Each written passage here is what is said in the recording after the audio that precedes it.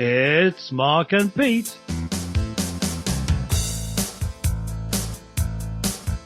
Welcome to the show. More colourful conversations with Mark and Pete. This week's colourful conversation is the home truths on homelessness. Statistics show that homelessness is continuing to rise in the UK. Failures in the housing system is playing a critical underlying role. Now, house building remains at very low levels, partly due to the economy, and that leaves a shortfall against new homes being built. So, with already substantial levels of overcrowding, concealed and sharing of household figures, many are left unable to find a room or even rent somewhere. Never mind the fact that there are a number of people now increasingly living on the streets. So is this due to the economy? Is this due to a failure in political systems?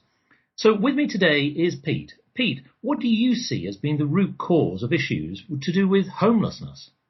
Well, I think when you talk about the root cause, you're talking about a situation, a society in which we do have the resources and the wherewithal to house anyone we'd like. So if we're talking about homelessness, meaning that people have nowhere to live, then really, when it comes down to it, we have to say it's because we don't care enough. I mean, there can't be any other reason. We don't really care enough. We could rearrange our whole way of running things to make sure no one goes without. However, that's not to say that that can never be the case. You know, that you don't care enough means that it's a bad thing, because you can care more about something else. Maybe that's a sacrifice worth having in order to have a dynamic community, in order to have people being able to be free to do as they want. Perhaps in a free society, there needs to be a section of society that end up just not being catered for when it comes to having a home. But I'm uncomfortable with that idea. I think that we need to sort this out, that we need to care more. Yes. Well, it's interesting that you mention about this point of duty of care. It does sort of ask the question, who is ultimately responsible for this? I mean, many people typically tend to turn to the government and say, well, look, it's your responsibility. You're the ones in power. You're the ones who set the policies. And it is true that there have been wavering policies, and this has caused a problem. Many governments over the last 20 years have changed their policy on housing. Many have called for, of course, more houses to be built. Of course, this raises a number of issues, because you can't build houses without going through due diligence and planning. So it's not a simple, straightforward answer to say it's just one particular party. But I wanted to sort of bring on this question about who is responsible. So I'm going to just set up this debate, and we'll talk about statistics later. Yeah. This is a little poem which is called A Blinking Shame. Okay. Morning woke to a putrid stench, the ragged, wretched vagabond, lying racked upon a public bench, whose eyes cannot respond. This blind beggar in deprivation, a symbol of society neglect, homelessness, cloaked in desperation, lacking in self-respect. Dirty sleeves rolled up in leaves, a collar turned in neglect, torn and ripped that he believes no one will detect. People despise the lazy drifter, soaked and the worse for drink. We walk on by a little swifter, without so much as blink. A begging tin rattles aloud, the streets filled with charity. A withered hand reaches proud, faces sneer at such vulgarity. Time elapses from day to years, harsh memories left behind. Salvation and hope disappears, condemned to the daily grind. The vagabond passes through, blind to all those who flee. The truth is, it's me and you who simply refuse to see. So the point there is that in actual fact, it's a responsibility for the community of individuals, yes, the government, because they need to set policy. But this point about duty of care, if you see somebody who is homeless, you need to take action, and I guess the question then here is we should get to, what really is the root cause. I just want to reflect some statistics which are quite alarming. So the government's Department for Communities and Local Government estimates that across Britain, a large number of people are continuing to sleep on the streets. In fact, not that long ago, here we are in 2015, but just 2 years ago in 2013, 112,070 people declared themselves homeless in England. Now, it's quite a specific figure. So obviously that's the only people that were registered.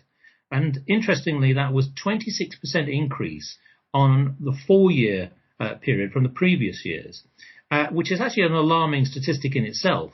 At the same time, the number of people sleeping rough in London alone grew by 75% to a staggering 6,000 people.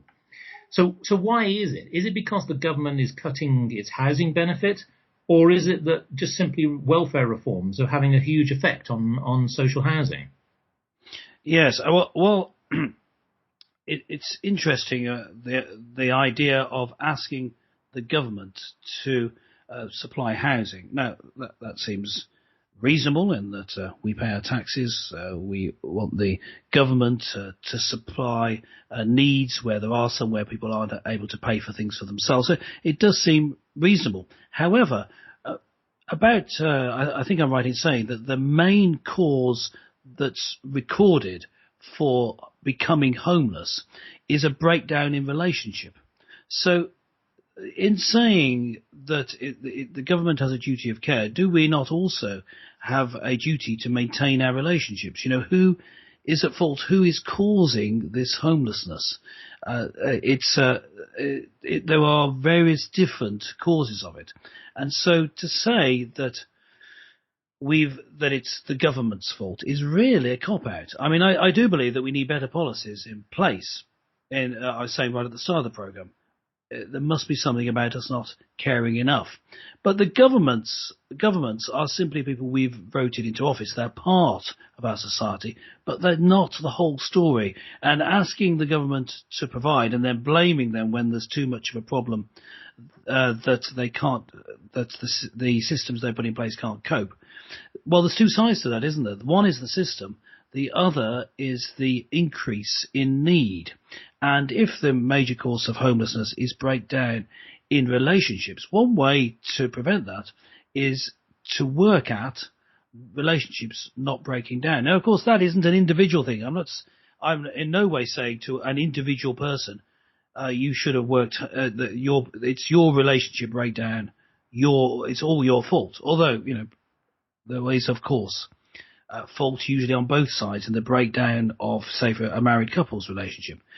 But we as a society can work harder at helping people to maintain long-term relationships such that they don't become homeless. And the other area we could look at is bringing more people into the country such that the need increases. So if you have large-scale immigration, as we've had into the UK over the past few years, and an increasing number of people coming into the country legally and illegally. Of course, the illegal numbers are not as accurately known as by the very nature of them. They've come in illegally.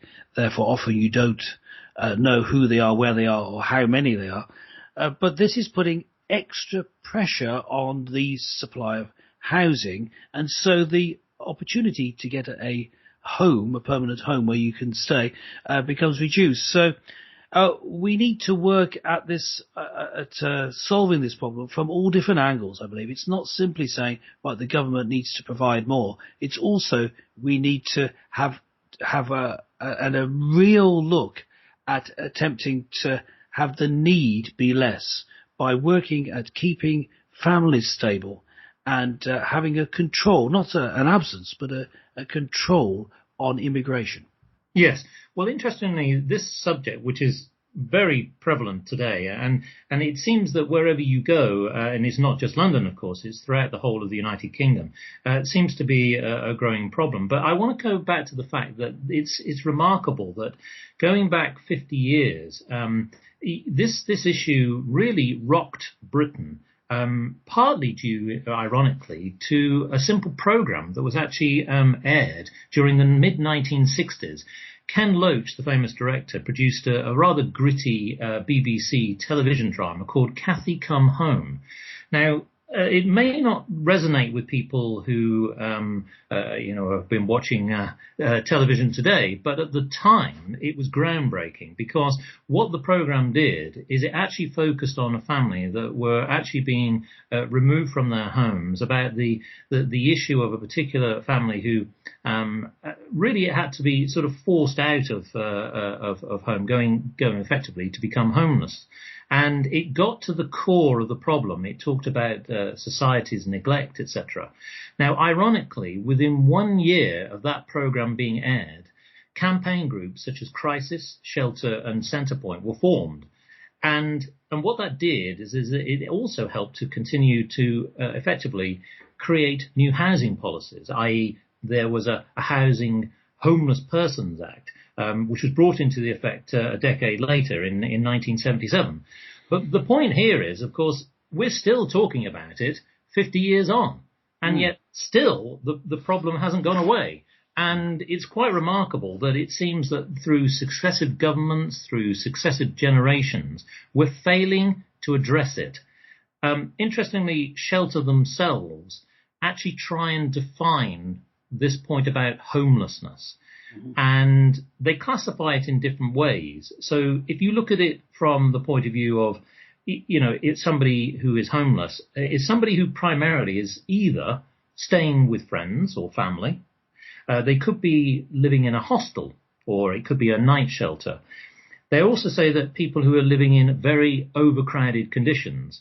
But the point that was also raised, which is also about the risk of violence or abuse in your home. So essentially, those people shouldn't be in those situations and need to get out of that situation. And also living in poor conditions that affect your health. But again, I think that the other thing is, and they also classify it about those people living somewhere where you have no legal right. So, for example, people who squat.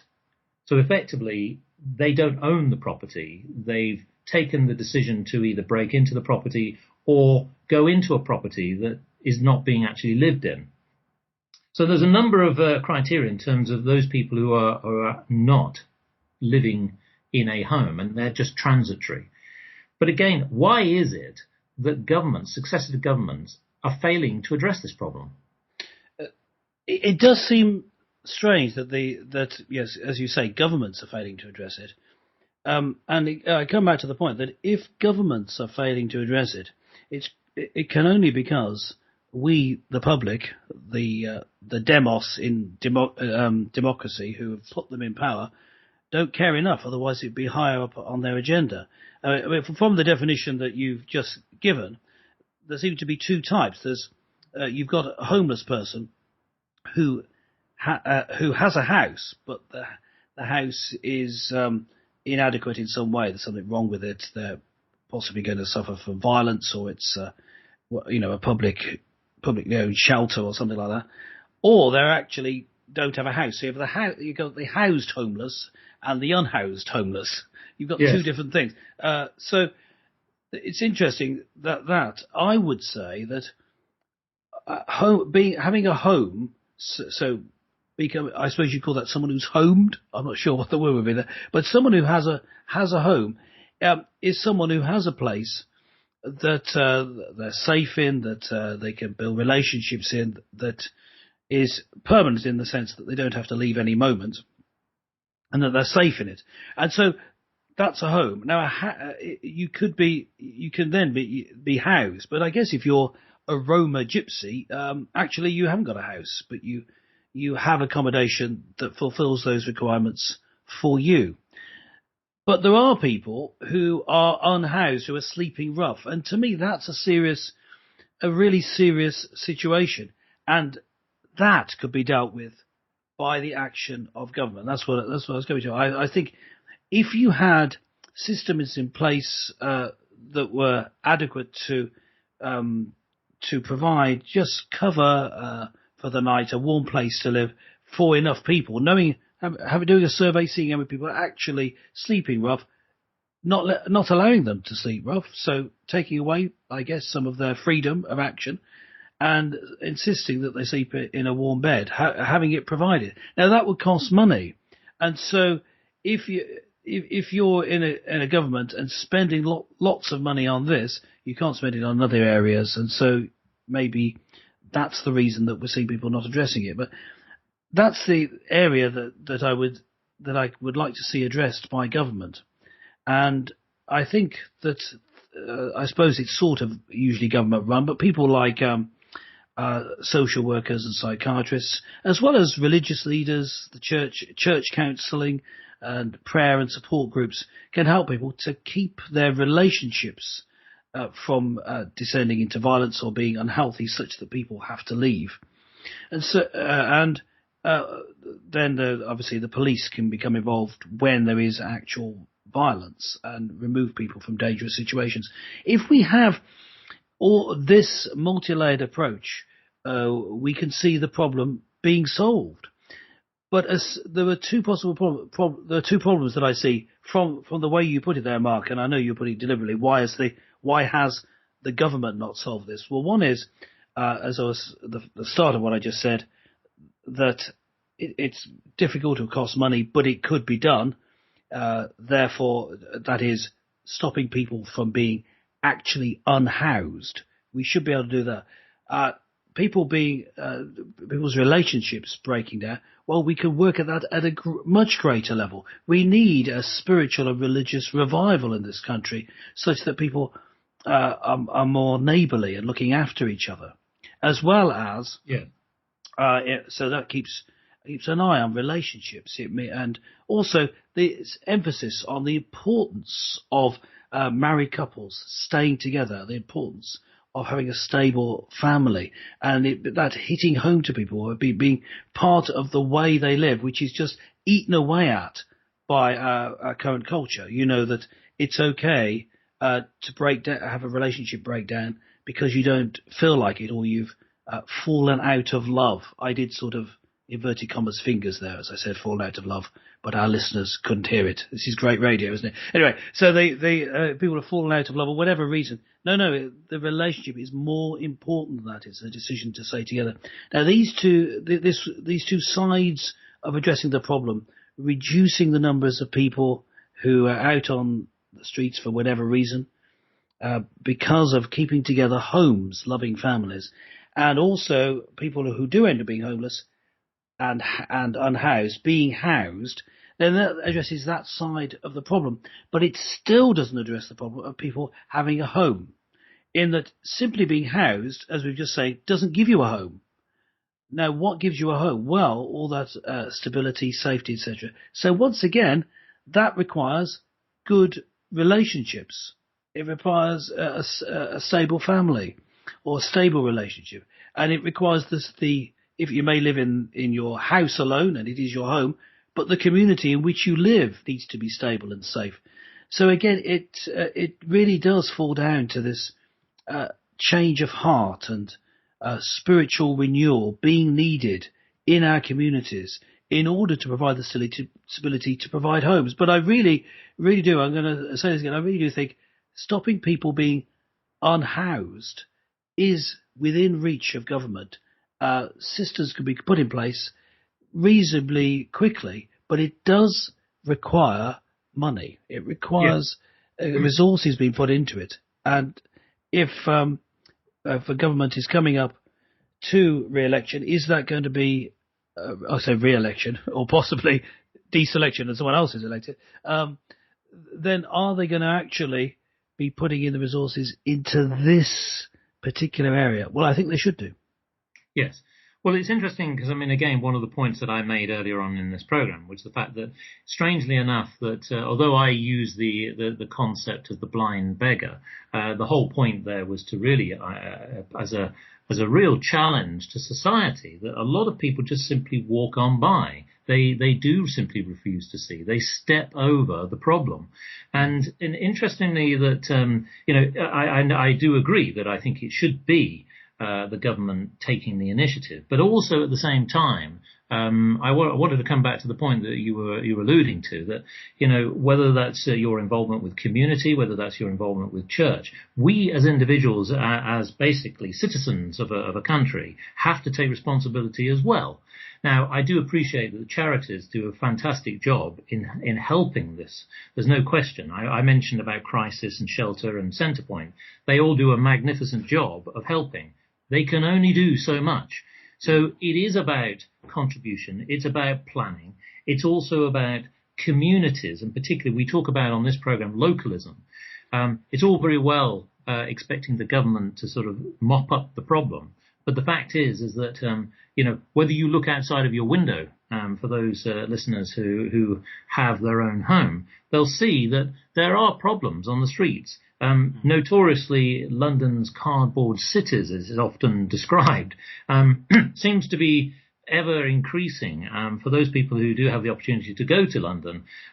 Interestingly, that I don't know whether you're aware, but I won't mention their names. Large retailers, ironically, on well-known high streets have actually put metal plates with spikes over their entrances to stop the homelessness actually sleeping on their doorsteps. So although these, shall we say, these monstrosities have actually been banned now, they have been guilty of effectively trying to shuffle away the problem away from their doorstep. That cannot carry on. We have to take responsibility. Yes, I agree that once you have the problem, you've got the problem of people not only being homeless, but houseless. They don't have anywhere to live. The problem is there by putting sharp studs down, as was done in doorways in London to try and stop people from sleeping there. All you've done is the same thing as brushing dust under a rug when you're trying to get a room clean. You just moved it on from outside of your place.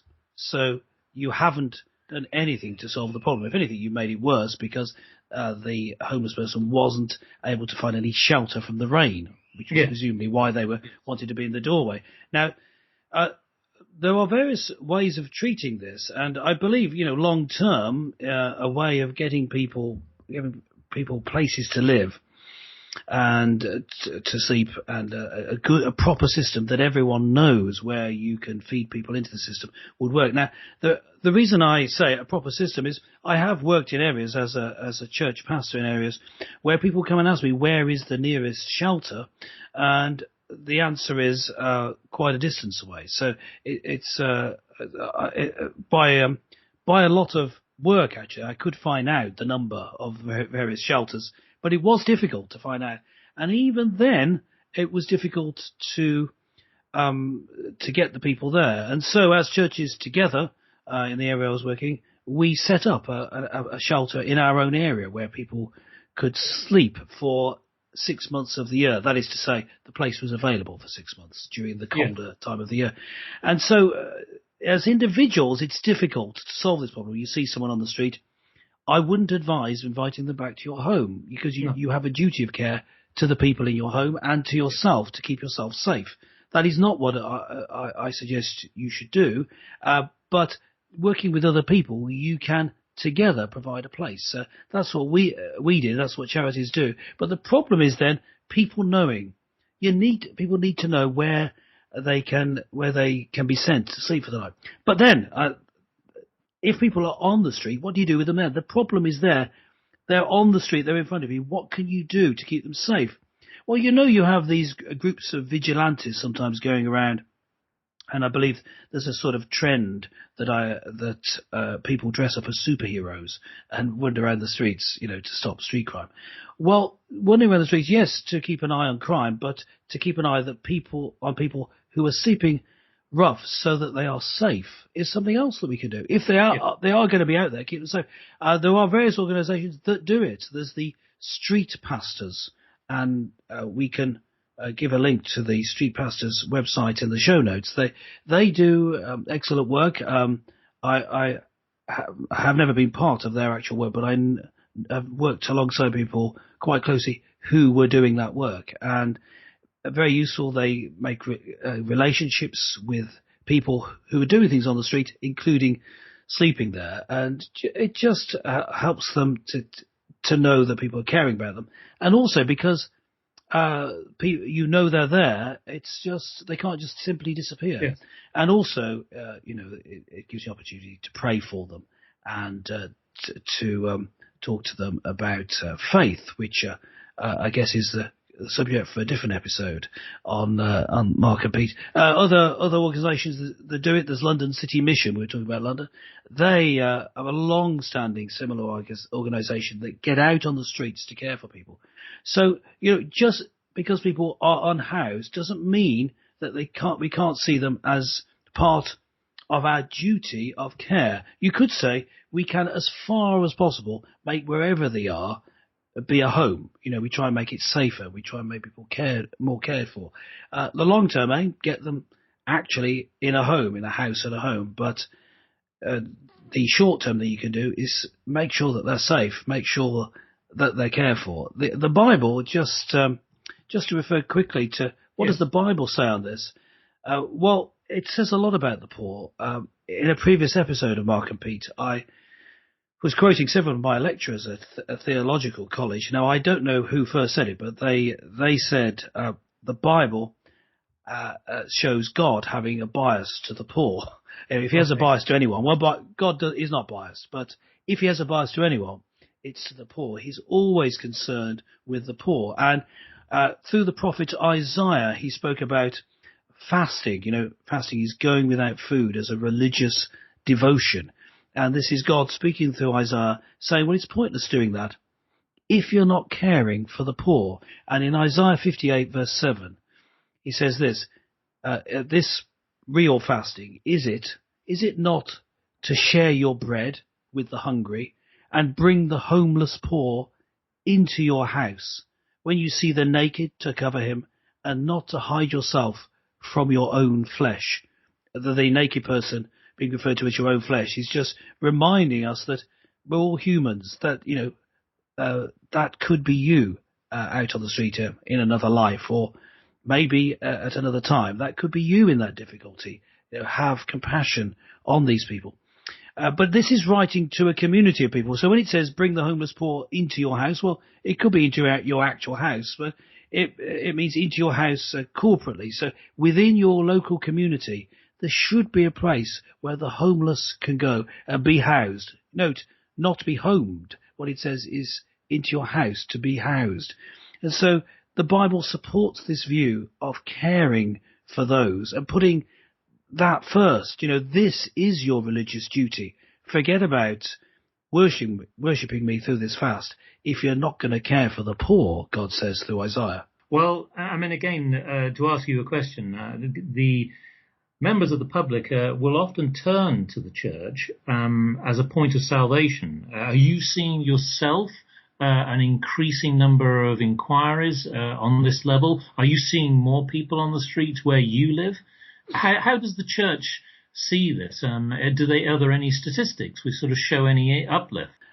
The street pastors movement is a relatively recent movement, sprung up precisely through this issue, through this problem of people being out on the street and having problems maybe, after a night drinking, but also people actually sleeping out on the street. And London City Mission has seen the need for its sort of ministry to get out there and care for people, especially if they end up being on the street all night, being increased. But the actual setting up of new organisations to cope with this, because of the increased need, just shows me that there is a greater need out there. So listeners, let us know what you think about this subject. Are you seeing more homeless people on the streets where you live?